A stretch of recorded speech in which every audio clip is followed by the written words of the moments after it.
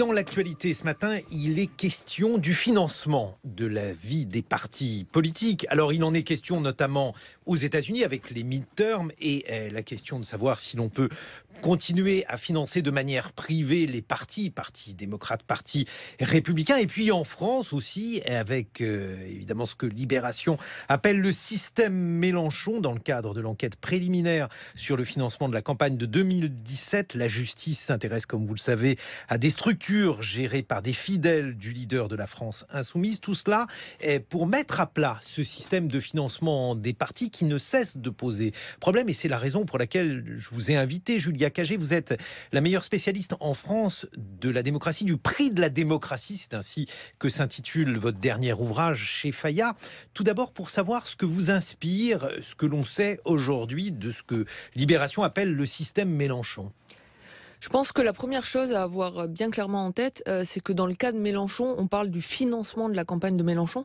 Mais en l'occurrence, il ne s'agit pas du financement de la campagne de Mélenchon. Ici, il s'agit des dépenses de campagne et du remboursement de ces dépenses, puisqu'une partie des dépenses de campagne électorale donne droit à un remboursement de manière publique. Donc là, on est sur des questions autour de la surfacturation d'un certain nombre de dépenses. Je pense que ça pose le problème très important la Commission nationale des comptes de campagne, et notamment de savoir dans quelle mesure en France cette institution de contrôle a encore suffisamment les moyens de travailler ou pas. C'est une institution qui en quelques mois doit éplucher des milliers de factures, et si on regarde en fait les membres de cette institution, les permanents, ils n'ont cessé de diminuer au cours des dernières années, puisque une fois élus, en général, nos représentants n'ont pas vraiment intérêt à ce qu'on vienne se plonger de trop près dans leurs comptes. Mais je pense que c'est quand même très important de distinguer d'une part cette question autour des dépenses de campagne de Jean-Luc Mélenchon.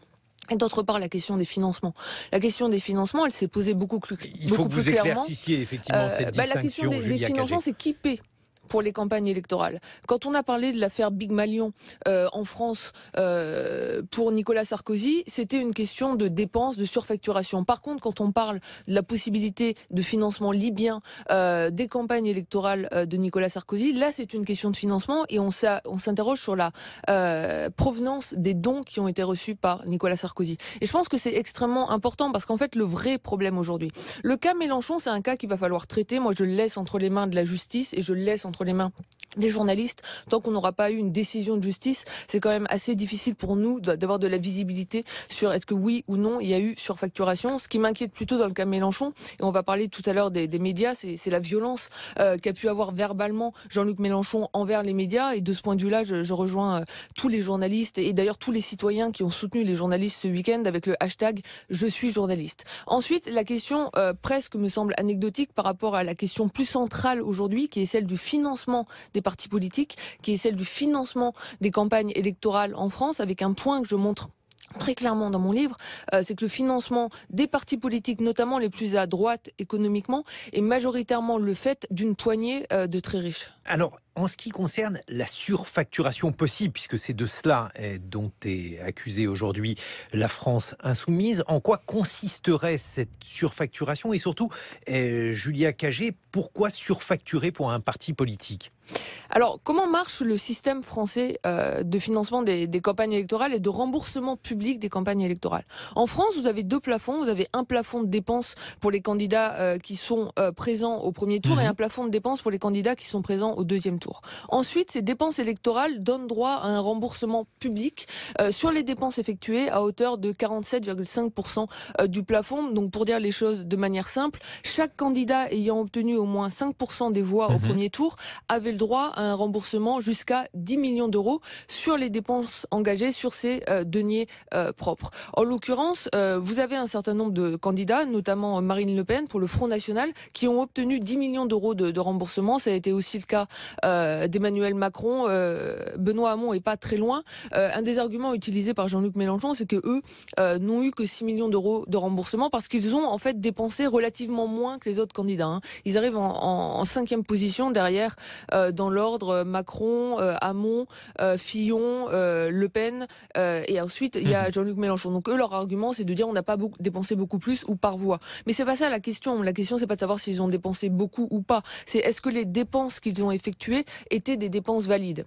Et là, la question qui se pose aujourd'hui, ils prennent un certain nombre de factures. Donc, factures notamment, il y a des discussions autour de vidéos qui ont été mises en ligne, il y a des discussions autour du sous-titrage de vidéos qui apparemment, vu les prix révélés par vos confrères de Radio France, seraient trop élevés. Et pourquoi on facturerait de manière trop élevée? Parce qu'en fait, c'est pas vous qui payez directement. C'est-à-dire, c'est pas comme si la France insoumise ou Jean-Luc Mélenchon allait perdre de l'argent à trop facturer un certain nombre de dépenses. De facto, ils dépensent plus en amont de l'élection, mais comme ils ont le droit ensuite à un remboursement public, finalement vous avez une entreprise qui en profite et pas de coût réel pour le parti si ça s'avère avéré. C'est-à-dire qu'on pourrait constituer ainsi une cagnotte pour des temps futurs. Si l'argent est ensuite utilisé pour le parti politique, ça serait une manière indirecte de financer le parti politique avec une cagnotte pour des temps futurs. On a vu historiquement différentes manières de financer les partis politiques. Longtemps, ça a été le dessous de table de la part d'entreprises tant que le système n'a pas été régulé en France. Je crois que cette manière-là, on ne l'avait encore jamais vue. Ou sinon, ça pourrait être juste une histoire d'enrichissement personnel pour une dirigeante de société. Ça, on ne le sait pas encore véritablement. Donc, il y a encore beaucoup de zones d'ombre dans cette histoire. C'est compliqué quand même, une surfacturation, parce que il faut savoir quel est le juste prix. Et pour une entreprise, ça n'est jamais facile de savoir combien il faut qu'elle vende une prestation immatérielle. Oui, c'est extrêmement compliqué, une surfacturation comme une sous-facturation, parce qu'il faut quand même rappeler que Jean-Luc Mélenchon n'est pas le seul candidat à avoir fait l'objet d'interrogations, notamment de la part de la Commission nationale des comptes de campagne. Il y a eu des interrogations autour notamment de la sous-facturation possible d'un certain nombre de prestations, notamment de la location de salles par une entreprise lyonnaise qui s'appelle GL Events dans le cadre de la campagne d'Emmanuel Macron. Et là, ça aurait été un phénomène inverse, c'est-à-dire ça aurait été un financement déguisé, puisque vous faites payer une prestation moins chère que le prix réel de la prestation. Et c'est vrai que c'est extrêmement dur pour la Commission nationale des comptes de campagne. C'est quoi le prix d'une salle?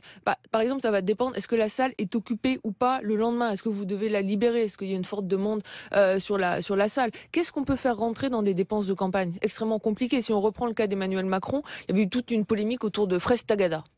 Voilà, fraise Tagada, c'est-à-dire, parce qu'on connaît le prix d'une fraise Tagada, enfin en tout cas on peut le trouver. Est-ce que vous pensez qu'une équipe de campagne qui achète pour plusieurs centaines d'euros de fraises Tagada, ça doit rentrer ou pas dans les dépenses remboursables pour une campagne? C'est peut-être de l'alimentation personnelle, avant de parler d'enrichissement personnel, Julia Cagé. Et du coup...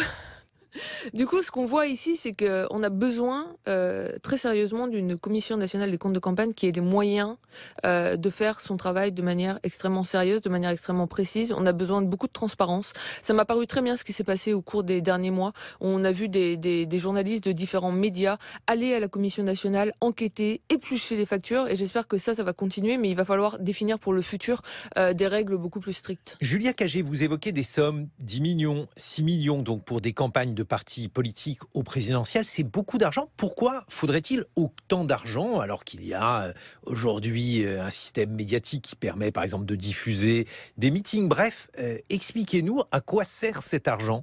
Les dépenses de campagne servent à un certain nombre de choses. D'une part, il y a des meetings, parce qu'avant de les diffuser sur les médias, il faut déjà les organiser. Il faut louer des salles, il faut louer des bus pour faire venir les citoyens. Par exemple, si le meeting est à Paris, c'est quand même bien que les supporters puissent venir de province. Il faut imprimer des tracts, il faut imprimer des banderoles. Il y a des dépenses de communication. La plupart des candidats paient des communicants. Il y a des dépenses très élevées de déplacement, puisque les candidats se déplacent pas seuls, se déplacent avec une partie de leur équipe pour aller à la rencontre des citoyens. Il y a des dépenses d'alimentation, parce que aussi si vous vous déplacez avec votre équipe en province, il faut bien que les gens mangent et pas seulement des fraises Tagada. Donc on voit en fait qu'il y a un certain nombre de dépenses qui sont nécessaires pour une campagne électorale. La démocratie, elle a un prix. Ça c'est vraiment le point de départ de mon livre, et la question c'est de savoir qui va payer pour ce prix de la démocratie. Alors bien sûr, on est le matin, on parle de 10 millions d'euros, ça peut censé être exorbitant pour un certain nombre d'auditeurs, mais en fait le prix de la démocratie, notamment des campagnes électorales en France, est relativement raisonnable parce qu'on a mis des exemples. Parce qu'on a mis des plafonds assez faibles en fait. C'est 16 millions d'euros pour le premier tour, 21 millions pour arrondir pour le second tour. Si on regarde l'ensemble des dépenses électorales des candidats pour l'élection présidentielle américaine en 2016, on a atteint 4,5 milliards de dollars. Donc même ramené à la population américaine, on n'est pas à la même échelle. C'est très bien qu'on ait ces plafonds en France. C'est quelque chose qui est extrêmement positif, parce que justement ça limite potentiellement le poids des intérêts privés, mais n'empêche qu'il faut quand même répondre à la vraie question, qui paie pour ces dépenses? Quelles sont les règles aujourd'hui, alors cette fois-ci en matière de financement? Alors on a bien compris qu'il y avait des pratiques jadis qui sont aujourd'hui des pratiques a priori en tout cas interdites, elles sont même a posteriori interdites, donc les dessous de table, les versements en argent liquide. Du coup, qu'est-ce qui est aujourd'hui licite, Julia Cagé, vous qui êtes professeur d'économie à Sciences Po et vous avez beaucoup travaillé sur ce que vous appelez le prix de la démocratie. Si on regarde le cas de la France, aujourd'hui en France, d'une part, et ça c'est une très bonne chose, c'est une des choses qui marche bien en France, les entreprises ne sont plus autorisées à donner aux partis politiques et aux campagnes électorales depuis 1995. Donc seuls les individus, les personnes physiques sont autorisées à faire des dons. Un individu peut donner jusqu'à 7 500 € par an à l'ensemble des partis politiques et 4 600 € par campagne électorale. On a l'impression en France qu'avec ce système, on s'est protégé de tous les excès, notamment les excès américains, et on aurait atteint une certaine forme d'égalité politique. C'est faux. C'est extrêmement faux. Pourquoi? Parce qu'en fait, 7 500 €, c'est beaucoup d'argent. 7 500 €, c'est la moitié du salaire annuel d'un smicard. C'est pas si loin finalement de la moitié du salaire annuel d'un Français qui gagnerait le salaire médian. Ce qui veut dire que contrairement à ce qu'on pense, 7 500 €, ça ne permet pas à tous les Français de donner la même somme, mais ça permet à une poignée de Français de donner plusieurs centaines de fois plus que la majorité des citoyens. Or, qu'est-ce que je montre dans mon livre? Ce que je montre dans mon livre, c'est que d'une part, vous avez très peu de Français qui financent le jeu politique en France. Combien? Moins de 300 000. Donc c'est moins de 1% des foyers fiscaux aujourd'hui en France qui font un don aux partis politiques. Si vous prenez ce même pourcentage parmi les 0,01% des Français aux revenus les plus élevés, vous avez 10% d'entre eux qui font un don chaque année aux partis politiques. C'est-à-dire que c'est très localisé, les gens qui aujourd'hui financent la vie politique. C'est un phénomène de classe. C'est un phénomène de classe. Vous n'avez aujourd'hui à la fois, si vous regardez le nombre de donateurs et le montant des dons, la vie politique française est financée majoritairement par les très riches et presque uniquement par les très riches. Or, qu'est-ce que l'on constate? D'une part, ces très riches donnent très largement aux partis les plus marqués à droite d'un point de vue économique, aux partis conservateurs, donc ceux qui en profitent le plus en France. Pour le dire très clairement, quand on regarde les comptes des partis, c'est d'une part les Républicains, d'autre part la République En Marche. Et de ce point de vue-là, la République En Marche, on devait la classer, ils disent ni droite ni gauche, en tout cas en termes de financement, ils sont plutôt très à droite de l'échiquier politique. Et deuxièmement, ce qui me paraît encore plus scandaleux d'une certaine manière, c'est que ces plus riches, qui financent très majoritairement la vie politique française, on les subventionne pour cela. De manière indirecte, il faut expliquer comment. Avec les déductions fiscales, mais avec des montants très élevés. Donc si aujourd'hui vous faites partie des 10% des Français aux revenus les plus élevés et que vous faites un don à un parti politique de 7 500 €, le coût réel pour vous n'est que de 2 500 €. Les 5 000 € restants sont à la charge de l'État. Les 2/3 sont à la charge de l'ensemble des citoyens.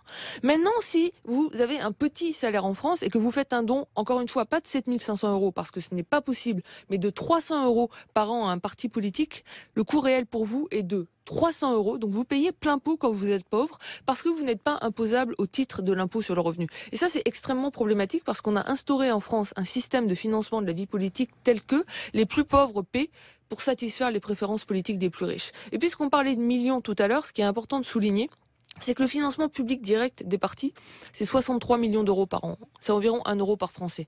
Les déductions fiscales, c'est quasiment autant. C'est 56 millions d'euros par an. Sauf que là, ça ne bénéficie qu'à une toute petite poignée de donateurs et c'est un système profondément injuste, inégalitaire et je fais des propositions dans le livre pour le réformer. Julien Cagé, est-ce qu'aujourd'hui, les partis politiques de gauche radicale, sont en peine pour être financés, puisque si on suit votre raisonnement, vous dites que ce sont les plus riches qui financent la vie publique et ils la financent en soutenant des partis libéraux qui sont des partis favorables, selon vous, à leurs intérêts de classe. Oui, favorables à leurs intérêts de classe. Il n'y a qu'à voir les premières mesures fiscales qui ont été mises en œuvre par Emmanuel Macron. Ça a été la suppression de l'impôt sur la fortune, une flat tax sur le capital à 30%. Donc ça a bénéficié à une poignée de plus riches, pas aux classes populaires en France. Maintenant, mais les partis de gauche radicale, alors est-ce qu'ils manquent d'argent ? Il y a deux sources de financement pour les partis politiques. Il y a d'une part les dons privés. Là, les partis de gauche radicale souffrent d'un déficit criant du point de vue des financements privés. Ensuite, il y a le financement public et notamment le financement public direct des partis politiques en France. Le problème, c'est que comment marche ce financement ? Aujourd'hui, ce financement public direct des partis en France, il est fonction des résultats obtenus aux dernières élections législatives et ensuite il est figé sur une période de 5 ans. Ce qui veut dire quoi? Ce qui veut dire que si vous n'avez pas obtenu un bon score, disons maintenant en 2017, vous n'allez avoir aucun financement public, ou si vous n'existiez pas, encore plus important, en 2017, vous n'aurez aucun financement public pendant 5 ans, entre 2017 et 2022. Donc ça bénéficie très fortement aux partis qui sont au pouvoir. Et si on regarde la gauche en France qui a été laminée lors des dernières législatives, elle va avoir un déficit de financement, du coup non seulement privé, mais également public au cours des 5 prochaines années. Mais alors ça a été aussi une bonne chose pour Benoît Hamon, dont vous avez fait la campagne, Julia Cagé, une bonne chose tout simplement parce qu'il a pu bénéficier de financements importants pour la dernière présidentielle, même si son score a été jugé décevant. Ça a été une bonne chose pour Benoît Hamon, ça a été une bonne chose pour le Parti socialiste entre 2012 et 2017, puisque la gauche était au pouvoir et bénéficiait de la majorité des financements publics, comme aujourd'hui la République En Marche va avoir 23 millions d'euros de financement public pour les 5 prochaines années. En fait, c'est toujours une bonne chose pour le parti au pouvoir. Par contre, c'est pas bon pour le système. La manière dont le système marche aujourd'hui n'est pas adapté au XXIe siècle. La vie politique en France est en mouvement. Vous avez l'émergence de nouvelles forces politiques, de nouveaux mouvements politiques en permanence, certainement pas tous les 5 ans. La vie politique française, et c'est tant mieux, n'est pas figée par intervalle de 5 ans. Et c'est pourquoi je fais une proposition très simple dans mon livre que j'ai appelé les bons pour l'égalité démocratique. Qu'est-ce que les bons pour l'égalité démocratique? C'est une manière de dynamiser, d'égaliser et d'annualiser le financement public de la démocratie. Très simplement, chaque année, chaque Français, sur sa déclaration de revenus, choisira le mouvement politique de son choix auquel il souhaite voir allouer 7 euros d'argent public en son nom. Ça veut dire quoi? Que contrairement au système actuel, où on a une part massive de financement public qui se fait à travers les déductions fiscales qui ne bénéficient qu'à une poignée d'individus, là on a 7 euros pour tous les Français, indépendamment de leurs revenus et de leur patrimoine. C'est profondément égalitaire. Deuxièmement, contrairement au système actuel qui est figé par intervalle de 5 ans, là vous avez un financement public qui est annualisé, puisque chaque année les Français peuvent choisir de financer de nouveaux mouvements politiques. Et ce système a aussi le mérite d'être stable, puisque vous pouvez décider de n'allouer vos 7 euros d'argent public à aucun parti, parce que par exemple, il n'y a aucun parti politique qui vous satisfait aujourd'hui. Dans ce cas-là, vos 7 euros seront alloués en fonction des résultats obtenus aux dernières législatives, ce qui permet d'avoir une certaine stabilité du système, mais ça garantit également des financements suffisants pour des nouveaux partis qui émergeraient et qui finalement plairaient au grand public. Aujourd'hui, les classes populaires n'ont pas les moyens financiers de financer l'émergence de nouvelles forces politiques, notamment marquées plus à gauche économiquement et qui mettraient en place des politiques qui seraient en faveur des classes populaires. C'est un privilège qui est réservé aux plus riches. Il faut changer cela en réformant le financement public de la démocratie. Dans le livre, je fais un tour du monde. Je parle de l'Espagne, de l'Allemagne, de l'Italie, des États-Unis. Les bons pour l'égalité démocratique, c'est inspiré d'expériences qui ont lieu ailleurs dans le monde. C'est très facile à mettre en œuvre et j'invite vraiment, puisqu'on va avoir une réforme de la Constitution, une réforme des institutions, nos dirigeants à y penser sérieusement. Julia Cagé, Le prix de la démocratie, c'est le livre que vous publiez chez Fayard.